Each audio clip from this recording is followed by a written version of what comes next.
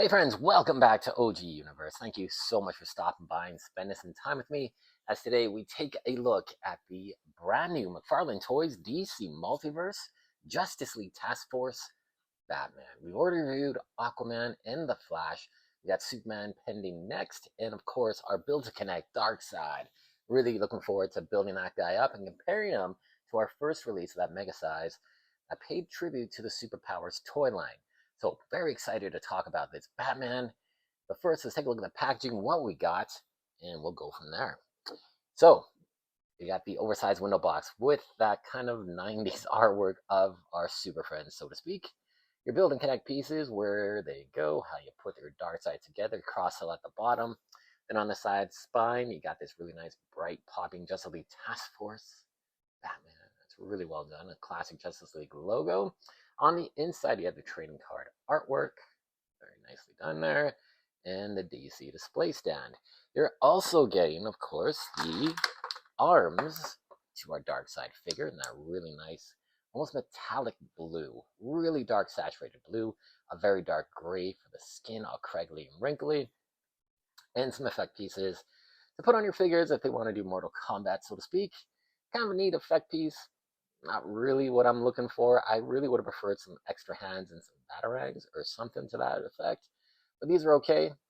Loving that color of blue. That looks fantastic. But let's take a look at our Batman figure. Now, the Batman. We get a lot of Batmans in the DC Multiverse, and I'm not complaining. I do enjoy a good Batman figure. There's been a lot of variation. You aren't really getting the exact same figure, the exact same way representation all the time. So I'm appreciative of having a really good strong body buck like this Nightfall Batman, and then customizing it and changing things up, retooling, adding a beautiful cape, an incredible paint job as well. A lot of flack, I think, was given this entire wave of video game kind of stylized pixelated characters. But as you saw in the Flash and the Aquaman, that pixelation, it's really not as prominent as a lot of people thought they would be. And from our promo pics that we got, I really wasn't too keen on this entire wave. But there is a couple things about this Batman that kind of hold it back. But it's a cool addition to your Batman collection because of its diversity and its uniqueness. Take a look at those colors. That cape is spectacular. It looks so good. It has a great quality and texture to it. And overall, this is a really impressive looking Batman. The one thing, let's take a look. The logo. Yeah, the logo is pixelated from a distance. From a distance, you can't really tell. But when you bring it up close, man, I don't know if that's going to irk a lot of people. The shading of the lighter tones of gray look fantastic. I mean, it looks fantastic. Just the way it's done. I think, I almost think I want to see more figures like this. I really want to see a Green Arrow like this, for sure, with the different tones of green. I think that will look spectacular. Wonder Woman, bring it on. I think it'd be great to continue this lineup of figures done with this detailed digitalization. I think it just looks really different. It sets things apart. And in comparison time, you'll see the difference for sure. Now, the blue is great. I love this shade of blue. I don't think we've gotten a Batman in this shade of blue. And man, just look at this cape. It shimmers, it shines, it looks absolutely fantastic. It has a really, really nice cloth texture to it, wiring throughout this outer edge, and it's really strong wiring.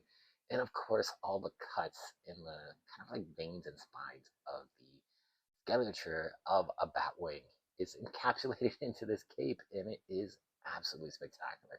The two tones look fantastic. That brighter blue on the inside, man, it is awesome. And of course, we love our cloth wire capes on the channel. Gives you just another kind of point of articulation to have fun with on your display stand, on your shelf. Man, it just looks imposing. It looks fantastic. The body buck, yeah, we've seen this body buck used quite a few times, and it's a good body buck. I really don't mind it too much. This one in particular, on this Batman, it does look a little skinny. It looks a little too thin, in my opinion. And I think it suits well for our Dick Grayson Batman we got released a little while ago. I think that was a perfect body buck for that style of character. But for Batman, man, I don't know. We'll see in the comparisons, but I think it just feels a little bit too thin for my likings. But as you can see, I have a highlighted muscle detail. Looks great. That bright yellow capsule belt really harkens back to that 70s look, which I love. This is just a really cool looking figure. It's a different kind of Batman. Different, definitely, than what we're getting used to with this shading and digitalization. The head sculpt, it's that Nightfall Batman in Bane 2-pack one that doesn't have all the battle damage. Not the survival mode Batman, I like to call that one, but it still looks really nice, and it's just a great application of paint. We've talked about paint. It is so crucial, and it makes a world of difference on a really good sculpt too. This just looks fantastic. Now, the one thing I do want to point out is this Batman comes bare bones with those energy effects, and that's about it. Really would have loved to seen some interchangeable hands, that gesturing hand, a hand that could hold a batarang. That would have been fantastic. If it didn't come with batarangs, I got enough. I think we all have enough batarangs to supply them. But it would have been nice to have some bit of diversity in that respect. But let's take a look at some of the articulation this Batman has. Head can't go down too much, unfortunately. Look up, not too bad. A little bit of side attitude going on. You have the spacer joint to give that extra range of fluid motion. Bicep cut, double joint ratcheted elbows, ball joint at the wrist. Excuse me. And for the torso articulation, you can go back quite a bit, getting some dynamic flight poses, swinging down off the rooftops of Gotham. Can go down quite a bit. Ball joint at the waist, ball joints at the hips, double joint ratcheted knees. Then you also have toe articulation, nicely sculpted. Ball joints for the ankle, rocker, and pivot. And then, man, just that nice little highlight, that little touch of blue there, I think it goes a long way and really looks good. But yeah, this is definitely a fun Batman. I like the color scheme. I do like the stylization on the body buck as well.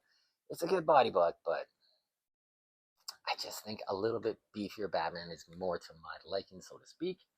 Well, let's bring in some other Batmans and do some comparisons. We got a lot of comparisons I want to get to, because this body buck has been used to great extent and to, I would say, great success as well. One of my favorites that was on my top 10 list here, and that is this big boy here. Yes, the one of my favorites. This is a survival mode Batman from the Bane and Batman 2-pack. The exact same figure body buck. Slight variations in the paint deco, color scheme, cape. But man, they are just cool looking Batmans to have on your shelf. The cape just gives a dynamic flow. It is really cool to see these guys together. And then, of course, that one was definitely probably my favorite use of this body buck, I think. Let's take a look at this guy here. So, this one, like we were talking about, it really suits this character. This is Dick Grayson as Batman.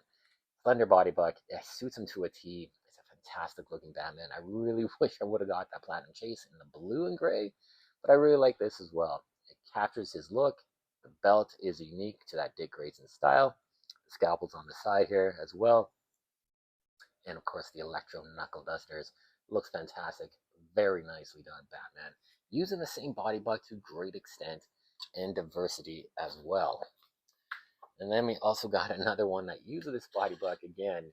But man, you can't really tell. And that is our Earth 2 Robin. He is phenomenal. This was a great action figure. The heads could have been a bit better. We did some toy surgery, popped on our Bat Family 5-pack Amazon exclusive Red Hood unmasked head. It looks fantastic. And having these two guys on the shelf, you could definitely have some very uniqueness. A lot of cape flowing in between these two guys, but man, they look really cool together. Very nice. And then, of course, another body buck used to great extent in such a different kind of look. This is the manga Batman. Again, one of the best figures. So damn cool. It captures that really unique look of Batman from the 60s in Japan. Just spectacular figure. And yeah, it's hard to believe these are the same figure. A lot of retooling done on this guy. Head sculpt brand new, the belt, the accents of white on the boots, that bright pop in red, that batarang, you got a rubber cape. Cloth capes are the way to go, but man, this one was really good. Just a really nice Batman that I think you should have in your collection to really set the other Batmans apart, standing next to this guy. Very cool. And then, of course, I gotta bring this one in. This is hands down probably my favorite Batman, and this is the Batman that, man, this is what I think of. Big, beefy, bulky, but still super good articulation. Can you imagine if we got a Hush Batman in the classic blue and gray, or even the black and gray with a cloth wired cape? And that could be a serious game changer. And hopefully we'll get some sort of mishmash of that combination in 2025 from McFarlane Toys. Would be great to see. But man, yeah, this Batman, it's great. It goes with your other Batman figures. It looks fantastic, and I think it'd be a really fun addition to your collection just because it's so unique and different from what we've gotten. Same body buck. We've seen this body buck probably over 10 or 15 times at least. Even with the newest Batman and Ace figure that was just released, same body buck. Can't wait to review that guy and do some more comparisons. But if you want a unique Batman on your shelf, I really suggest giving this Justice League Task Force a chance because it's got some great looking figures, some amazing paint jobs. Now there is a platinum chase of this guy. There's platinum chases for every figure in this wave. I'm really not into those platinum chases, to be honest with you, because you're building what looks like a flaming hot Cheetos dark side. It's in this bright orange. The Superman is in this bright orange as well. But Batman looks kind of cool. It's in like almost like a gold with kind of orange metallics. It kind of looks like it would be a Catman. If you didn't get the Catman, I think that'd be a cool custom to try and work out into a Catman figure. If I ever see it, I'll pick it up. But the other two, Flash and Aquaman, are in this gray tone and cobalt blue. I don't know. They look like clones, which they're supposed to be in the video game, but not really cool. Not up to what I like to collect, the gimmicky kind of figures. But the Batman, either one, I think would be really fun to add to your collection and definitely worthwhile to hunt down and make it part of your Justice League Task Force lineup. All right. Thank you so much for watching, guys. As always, remember to like, comment, and subscribe. That'll help build the channel. We'll get more reviews done, and we'll get our videos out to more people. So I want to thank everyone for the support. Continue watching, and we'll have much more toy surgery, epic battles, and more shorts on the way. Stay tuned, because our next review is going to be Superman from this line, and then we'll finish things off with Darkseid and a bit of an overview of this entire wave. Thanks for watching, guys, and have a great one.